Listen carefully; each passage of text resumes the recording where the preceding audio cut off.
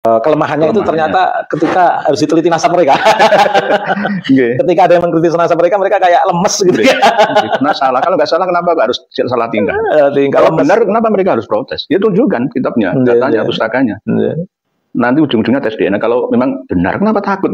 Atau kalau mereka memang merasa benar, ajukan ke pengadilan. Iya, saya kan sudah berkali-kali ngomong. Ajukan aja pengadilan. Saya siap dipecat dari jabatan dan pekerjaan saya. Dihukum 9 tahun, 10 tahun saya harus keluar, dikeluarkan, dipecatnya. Saya harus menghadapi tuntutan itu seandainya saya salah dan kalah di pengadilan. Tapi di pengadilan itu kan harus ada bukti real. Bukti real. Bukti realnya kan ada di. Ditanya Pak Hakim pasti. Bukti realnya kebenarannya ada di KI. Baik tes DNA, filologi, hasanah aturos. 3 langkah itu harus dipenuhi. Pertama, ayo jatuhkan saya dari jalur pustaka data. Yang kedua, saya memiliki video mereka. Dari perusahaan sejarah bangsa sampai perilaku mereka. Ada datanya semua? Ada datanya semua. Ya, bahkan membelokkan sejarah yang benar-benar bikin kita celaka, yang belum saya buka ke publik. Terus yang terakhir DNA. 3-tiganya ini masih belum bisa dikalahkan oleh mereka. Padahal yang dibutuhkan di pengadilan itu ya. Nah, dengan diamnya mereka, para habaib itu akhirnya mereka menyewa orang-orang kita untuk melawan kita. Melawannya bukan melawan secara ilmiah, tapi dengan framing-framing. Ya, framing selain.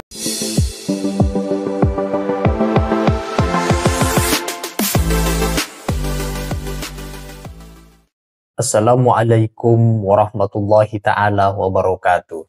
Dalam podcastnya, Kiai Haji Ubaidillah bersama Kiai Haji Nur Ihya membicarakan seputar kemustahilan masyarakat intelektual, masyarakat akademisi menerima nasab palsu habaib yang selama ini mereka mempromosikan atau dipromosikan ke ruang publik di dalam ceramah-ceramah mereka untuk sekedar mendapat pengakuan bahwa golongan habaib Ba'alawi itu benar sebagai cucu keturunan Nabi Muhammad SAW.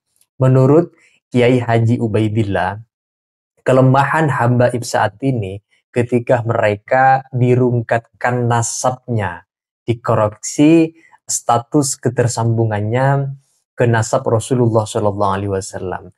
Bagi Kiai Haji Nur Ihya, kalau mereka tidak terima katanya nasabnya dibatalkan dan masyarakat mulai ikut kelompok pembatal nasab dari kelompoknya Kiai Haji Imaduddin, cukup kalangan habaib melaporkan ke pengadilan untuk berperkara demi mempertahankan keabsahan nasab Ba'alawi.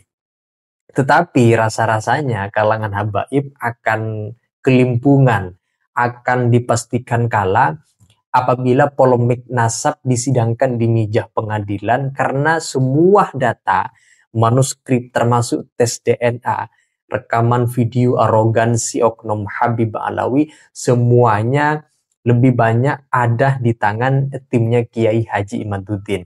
Nah, untuk itu teman-teman, mari kita simak keseruan podcast antara Kiai Haji Ubaidillah dengan Kiai Haji Nur Ihya. Ini dua aktivis yang kita kenal sebagai pecinta kitab turos, yang beliau juga sama-sama punya pemikiran tentang bagaimana nasab Sada Ba'alawi itu tidak bisa diyakini sebagai keturunan Nabi. Nah, untuk itu mari kita simak keseruan podcast beliau dalam video berikut ini.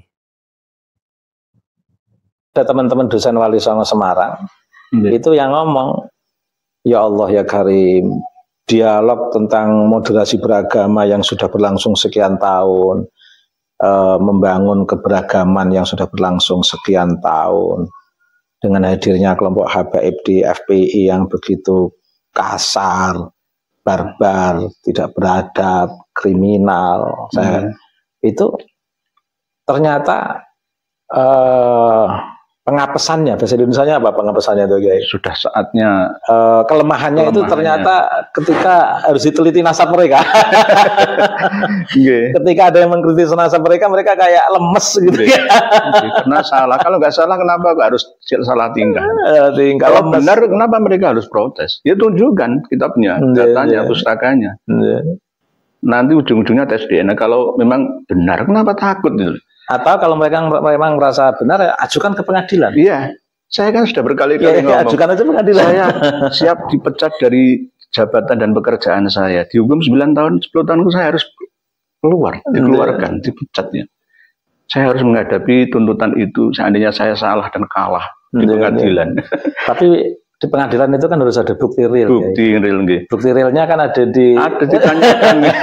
Ditanya Pak Hakim pasti. Bukti realnya kan kebenarannya ada di KI Imat. Baik tes DNA, filologi, Hasanah Aturos. 3 langkah itu harus dipenuhi. Pertama, ayo jatuhkan saya dari jalur pustaka data. Yang kedua, saya memiliki video mereka dari perusahaan sejarah bangsa sampai perilaku mereka. Ada datanya semua. Ada data saya semua. Luar biasa. Dan bahkan membelokkan sejarah yang benar-benar bikin kita celaka, yang belum saya buka ke publik. Terus yang terakhir DNA. 3-tiganya ini masih belum bisa dikalahkan oleh mereka. Padahal yang dibutuhkan di pengadilan itu, ya. Enggak. Nah, dengan diamnya mereka, para habaib itu akhirnya mereka menyewa orang-orang kita untuk melawan kita. Melawannya bukan melawan secara ilmiah, tapi dengan framing-framing. Ya, framing. Selain framing, kadang-kadang dengan kekerasan, tidak hanya verbal, tapi dengan aktual persekusi, mau mukul dan lain sebagainya, mengancam-ngancam saya. Istilahnya, ya risiko perjuangan saya harus hadapi. Jadi kalau misalkan nanti diangkat ke... Kalau saya sederhana, Kiai, kalau ada habib ke sini itu, mereka nggak pernah marah, Kiai. Paling hanya, Gus, ampun derek-derek Kiai. Karena aura jenengan itu aura kalem, ya. Beda. Aura jenengan aura pemarah, mereka akan marah. Karena aura jenengan ini aura-aura kalem. Gus, ampun derek-derek Kiai Imat. Bikin ayem, akhirnya habibnya ikut nyetrum. Hati manut jenengan. Cuma pesan saya jangan sampai panjenengan di bawah habib. Itu aja. Ya sama-sama atau di atasnya. Jadi apa yang telah dipraktikkan habaib yang sowan silaturahmi dalam jenengan sini sudah benar. Harusnya habaib nyium tangan panjenengan. Enggak harus. Kita ini egaliter, ya. Tapi harusnya seperti Gus Dur kan begitu ya. Gus Dur itu habib nyium tangannya Gus Dur. Kalau enggak gitu ya sejajar aja. Tapi alhamdulillah secara aksiologis kemanfaatan gerakan Kiai Imat, Kiai Nur Ikhya dan Dr. Sugeng dan Prof. Manahim Ali ini betul-betul signifikan, Kiai. Alhamdulillah. Alhamdulillah. Terasa sekali pemilu sekarang ini damai, Kiai. Banyak laporan dari daerah-daerah itu yang biasa dipalai habib karena takut kualat. Akhirnya alhamdulillah sekarang sudah tersadarkan. Dan banyak habaib yang ada di satu kabupaten yang menguasai jalur spiritual satu kabupaten itu yang selama ini diperas, nggak nyaman hidupnya, selalu sedikit-sedikit iuran selawatan, iuran ini dan ini, dipala terus ngalang-ngalang pajak. Akhirnya mereka alhamdulillah terbebas, Gus, alhamdulillah ya, dengan adanya jenengan saya berani menolak permintaan mereka. Saya harus sedekah ya ke fakir miskin duafa atau ke masjid saya yang terdekat saja. Alhamdulillah luar biasa, signifikan sekali. Makam-makam itu juga di Rembang ini ada makamnya di Alawi kan, belum ada nggih? Ada ke Habib Burhan yang dekat Mbah. Tapi apakah benar-benar Habib dulunya? Saya nggak tahu kisahnya. Memang setahu saya sih belum pernah mendengar di situ ada makam Habib. Tapi saya nggak tahu, perlu ada riset. Penelitian dulu nggih, belum. Tapi yang dibesarkan di situ bukan Habib Burhannya kok. Yang dibesarkan ini Mbah Santrennya. Mbah Santren. Nggih. Bukan tugas saya dari keraton sebagai panguri budaya juga meluruskan sejarah bangsa. Ada tugas dari keraton juga? Insyaallah saya sebagai kiai resmi dari keraton Kasunanan. Jadi untuk sunan-sunan itu urusannya Kasunanan, bukan Kesultanan juga. Saya senang sekali dapat tamu dari keraton ini. Sami-sami. Keraton juga sudah berevolusi, tidak seperti dulu lagi ya. Jadi hormat sowan enggak, biasa, saling menghormati satu sama lain. Begitu juga yang kami terapkan untuk masyarakat secara luas. Tapi kalau untuk santri ya nggak apa-apa kan, dalam rangka aduban, misalkan setiap pesantren salafiyah itu kan mendidik adab kepada para santri-santriwatinya kan, memang begitu ya nggak apa-apa. Itu kan urusan internal ya, nggak masalah. Tapi untuk umum, secara umum, walaupun kita ini misalkan, saya terah bangsawan, nggak, sudah biasa, sudah membaur dengan semua. Ini yang harus ditiru oleh para habib. Jangan mengandalkan saya darah Nabi, kamu harus hormati saya. Nah, ini yang harus ditiru oleh para habib. Itu pun kalau jelas, apalagi kalau tidak jelas. Tidak jelas malah menipu kuadrat. Penipuan kuadrat. Jadi kalau ekstrimnya itu kadzab murakab itu. Dajjalun kadzabun itu bisa berasal dari semua orang, ya bisa dari kiai, bisa dari habib gitu. Jadi intinya alhamdulillah umat masyarakat kita sudah tercerdas sekarang, tercerahkan gitu. Tapi tetap kita harus berjuang terus untuk mengulang-ulang ini, karena dari kalangan kita sendiri ini juga diperalat oleh para habib untuk menyerang kita. Seperti misalkan statement dari Kiai Haji Idrus Romli yang terbaru, hanya dengan menggunakan kitab Tabaqatul Khawas Al-Sidqi wal Ikhlas saja sudah bisa mengisbat nasab Alawi. Bagi orang awam kan, padahal itu bukan kitab isbat lagi. Bukan. Itu kan kitab yang memberikan apresiasi kepada para tokoh-tokoh. Dan dia tidak sampai menelusuri ke masalah. Sifatnya apresiasi aja gitu. Mencatat, apresiasi aja, mereportase. Jadi ketokohannya yang publis pada saat itu, sebagai seorang ulama, sebagai seorang zuhud, bukan latar belakang kenasabannya. Jadi memang benar Kiai Haji Idrus Romli itu harus memahami, jangan hanya baca, ini baru kelas baca. Jadi Kiai Haji Madudin Usman itu bilang bahwa Kiai Haji Idrus Romli itu masih kelas baca, ya nggak apa-apa, teruskan saja bacanya. Kalau dalam diskursus ilmu kalam, Kiai Idrus Romli belum ketahuan kelemahannya. Mengapa? Karena ilmu kalam sama-sama masih dalam tataran abstrak ya. Tapi kalau sudah dalam konteks ilmu sejarah, itu Kiai Idrus Romli nampak lemah sekali dalam konteks ini, karena ilmu sejarah itu kan ilmu yang empiris, ilmu yang kasat mata, ilmu yang betul-betul terukur. Jadi kalau beliau dalam konteks diskursus nasab ini yang beliau paparkan dari sumber yang seperti itu kan menunjukkan kelemahan beliau. Kitabnya bagus, tapi penggunaan kitab yang ingin dijadikan legitimasi oleh Kiai Idrus Romli itu tidak tepat. Jadi kita tidak menyalahkan kitabnya bagus, tapi cara mencari legitimasinya itu tidak akademis Kiai Idrus Romli. Itu pun sebenarnya kan ya abad 9 sih. Kalau kita apalagi begitu. 893. Juga sembung, jadi nggak nyambung gitu. Hampir muasir sezaman dengan Habib Ali bin Abu Bakar As-Sakron As-Segaf Jadi nggak nyambung lah itu.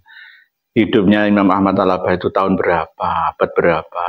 Itu ada teman yang nelpon saya, dia Kiai Idrus Romli itu setahu saya alim loh, Gus, cerdas loh, Gus. Di bidangnya ya. Iya, di bidang apa? Kiai Idrus Romli itu yang diperdebatkan selama ini kan ilmu-ilmu yang abstrak, yang tidak bisa diempiriskan, terkait dengan halal, haram, terkait dengan dialektika kalam.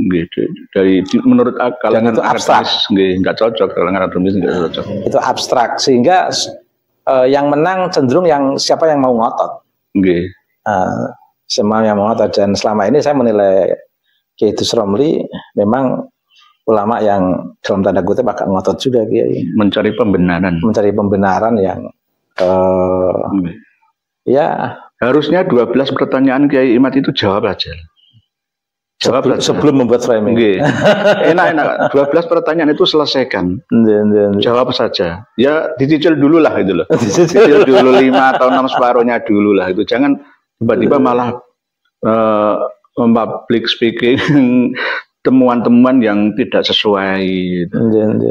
Tabaqatul Khawas itu kita sudah punya manuskripnya. Sudah kita kaji sejak lama, tapi itu pun hanya untuk pelengkap saja karena bukan kitab nasab dan tidak bisa bisa dibedah secara singkat Kiai tentang kitab Tabaqat yang dibaca oleh Kiai Idrus Romli itu. Tabaqatul Khawas itu pengambilan referensinya dari Tuhfatuz Zaman 855 itu, terus Tuhfatuz Zaman dari As-Suluk dari Ibnu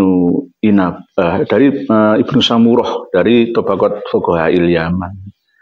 Dari 586 Hijriah Ibnu Samurah Syafi'iyah itu masuk Sunni Ahlussunnah wal Jamaah, tidak menyebutkan nama-nama Tabaqat baik fuqaha ataupun sulaha ataupun ulama dari kalangan Ba'alawi, enggak ada.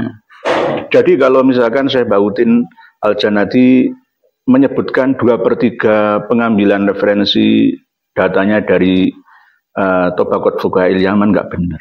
Karena isu atau isu yang diangkat di kitab Tabaqat itu apa Kiai? Ya termasuk pencatatan tokoh-tokoh yang ada di setiap kota yang ada di Yaman. Dan itu sifatnya apresiatif dari pengarang terhadap tokoh itu tentunya gitu. Jadi apresiasi terhadap ketokohan, bukan terhadap latar belakang kenasabannya. Enggak ngurus. Jadi sangat tidak nyambung itu Kiai. Nyambung sekali. Dari atas itu Tabaqat Fuqaha'il Yaman, As-Suluk itu Tabaqatul Ulama wal Muluk, ke bawahnya lagi Tuhfatul Zaman Abdurrahman Al-Adal, itu ke bawahnya lagi baru Tabaqatul Khawas Al-Sidqi wal Ikhlas As-Sirji. Jadi berarti Kiai itu Ramli perlu belajar studi naskah, nambah referensi lagi, belajar lagi lah. Belajar studi naskah, belajar Orang akan alim alamah di bidangnya, profesor sekalipun kalau bukan bidangnya ya nggak alim lagi, nggak profesional lagi. Tapi sebenarnya studi naskah itu kan ilmu yang niscaya harus dimiliki oleh seorang kiai. Harusnya. Karena ketika kita membaca kitab itu kan kita harus tahu siapa pengarangnya, apa latar belakang pengarang mau mengarang kitab itu, dan ada persoalan apa pada saat pengarang mengarang yang kemudian bisa memunculkan buku itu. Penjelasan dalam podcast Kiai Haji Ubaidillah dengan Kiai Haji Nur Ihya yang barusan kita simak di awal-awal menyinggung bagaimana kalau misalkan dari kalangan habaib tidak terima terhadap statement hasil kajian Kiai Imaduddin yang selalu membeberkan di mana-mana mengatakan batal nasab Ba'alawi setiap ceramahnya, termasuk juga kelompok-kelompok Kiai Imaduddin kalau merasa paling benar, merasa benar nasab Sa'daw Ba'alawi itu adalah sebagai dzurriyyah Nabi, maka oknum-oknum habaib di Indonesia silahkan mengajukan kepada pengadilan untuk mencari kebenaran. Artinya saling berperkara di meja pengadilan. Maka kalau ini terjadi, kata Kiai Ubaidillah barusan, datanya lebih banyak di timnya Kiai Imaduddin. Tes DNA-nya sudah punya, kemudian filologinya, manuskrip datanya, dan lain sebagainya. Maka kalau dicari kebenaran material, yang dimenangkan kata Kiai Ubaidillah adalah dari kelompoknya Kiai Imaduddin. Nah itu saja teman-teman, silakan kalau kalian ingin menyampaikan pendapat terkait dengan obrolan santai antara Kiai Haji Ubaidillah dengan Kiai Haji Nur Ihya yang barusan kita simak, silakan tulis pendapat dan argumentasi kalian di kolom komentar. Sekian dari saya. Wassalamualaikum warahmatullahi wabarakatuh.